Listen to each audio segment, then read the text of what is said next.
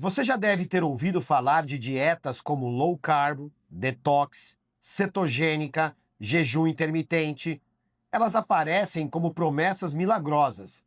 Perder peso rápido, sem esforço e de forma definitiva. Mas, se realmente funcionassem, não veríamos tantas pessoas voltando a engordar após algum tempo.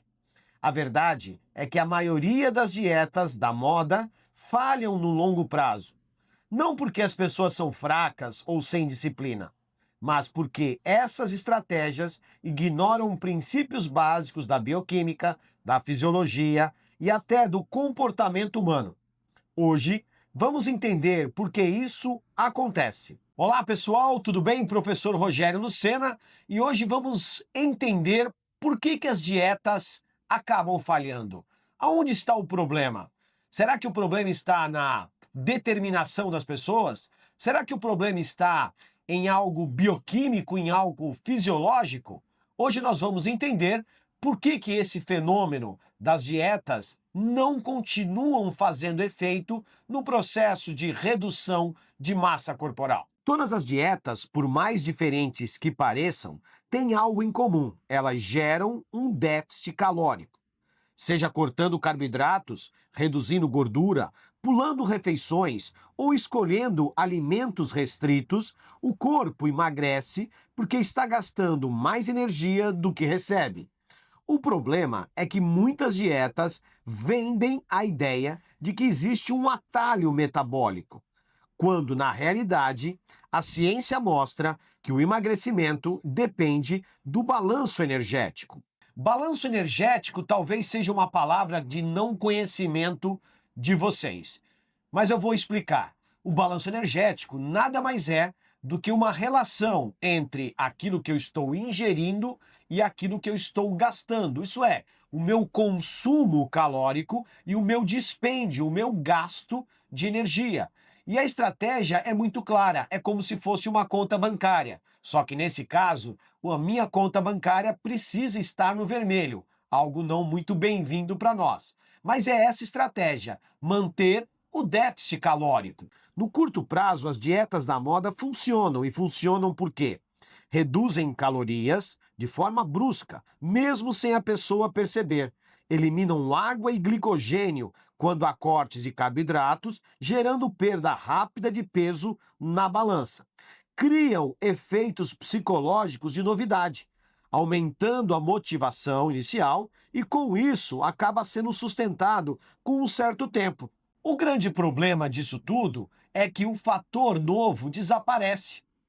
Aquela empolgação, ela é trocada pela frustração de não conseguir sustentar os prazeres que a alimentação propicia. Isso é uma grande verdade. Comer é um ato de prazer. Ele é um ato social, é um ato bioenergético, porque nós oferecemos nutrientes para o nosso corpo, mas acima de tudo, é um ato de prazer. Isso porque, ao colocar um alimento na boca, várias substâncias são liberadas lá no sistema nervoso, os chamados neurotransmissores, e eles provocam sensações de prazer, algo que está muito relacionado ao tipo de alimento que eu acabo ingerindo, acabo degustando. E dessa forma, a restrição de alguns desses alimentos numa dieta acaba determinando o encurtamento da minha determinação naquilo que eu vou deixar de ingerir durante os meus dias. O corpo não gosta de perder peso rapidamente. Quando há restrição alimentar exagerada, o organismo reage. E ele reage metabolicamente, ele diminui o metabolismo basal. Isso é, aquele gasto de energia que o corpo tem para se manter vivo. Ele aumenta o apetite por ação de hormônios, como, por exemplo, a grelina. Ele reduz a saciedade. Isso é, aquela sensação de estar satisfeito, porque os níveis de leptina, um hormônio produzido nas células adipócitas, diminui. E ele aumenta o desejo por alimentos calóricos, criando uma compulsão. E é por isso que muitas pessoas recuperam não só o peso perdido, mas às vezes até mais, o chamado efeito sanfona. Como eu estava falando, existe uma necessidade muito grande de tentar sustentar aquele rigor que a dieta impõe, independente se a dieta é muito ou pouco rigorosa. O grande problema está em você não conseguir se satisfazer através da alimentação. Outro ponto crucial é que ninguém consegue viver em dieta de restrição eterna. Cortar grupos alimentares, abolir refeições ou seguir regras rígidas pode até ser viável por algumas semanas, mas não é sustentável ao longo dos meses e anos. A ciência da nutrição comportamental mostra que a melhor dieta é aquela que você consegue manter no seu estilo de vida. Ou seja, mais importante do que a estratégia escolhida é a capacidade de aderir a ela de forma contínua. Uma grande maioria das dietas acabam se tornando dietas espartanas, isso é, com restrições gigantescas, com privações que acabam tirando o prazer de viver das pessoas. E aí temos um grande impasse, porque como você gosta de se alimentar e sente prazer em diversos alimentos, o seu corpo metabolicamente começa a entrar num estilo de solicitar aquilo que você dava a ele com grande frequência. E aí nós temos um grande problema. Existem algumas realidades e outros são alguns mitos, como por exemplo, uma dieta low carb emagrece mais do que outras dietas. Não, isso não é verdade. A perda de peso vem do déficit calórico, não da exclusão de carboidratos. O detox elimina toxinas. O corpo já tem o fígado e os rins que fazem isso naturalmente. O que essas dietas causam é só uma restrição calórica. Ou ainda, o jejum intermitente acelera o metabolismo.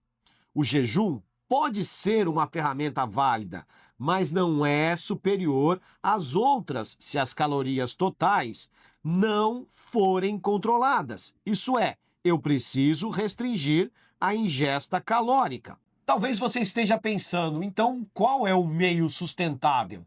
Já que esses itens não são duradouros, a persistência numa dieta a longo prazo não é algo que é conseguido em grande maioria da população, qual seria a estratégia sustentável, então, para que uma dieta que vá produzir emagrecimento possa ser mantida por um tempo maior? O caminho sustentável, basicamente, passa da seguinte forma: se dietas da moda falham, qual é a solução? A ciência aponta para, primeiro, estratégias de déficit calóricos moderados e progressivos, manutenção da massa muscular com exercícios de força, educação alimentar, em vez de proibição rígida alimentar, construção de hábitos sustentáveis de sono, movimento e controle do estresse. Emagrecer com saúde é um processo de médio e longo prazo e não um desafio para poucas semanas. O que eu sempre falo aos meus alunos é a seguinte frase: quando você se tornou obeso ou com sobrepeso, isso não aconteceu assim. Não aconteceu no estalar de dedos.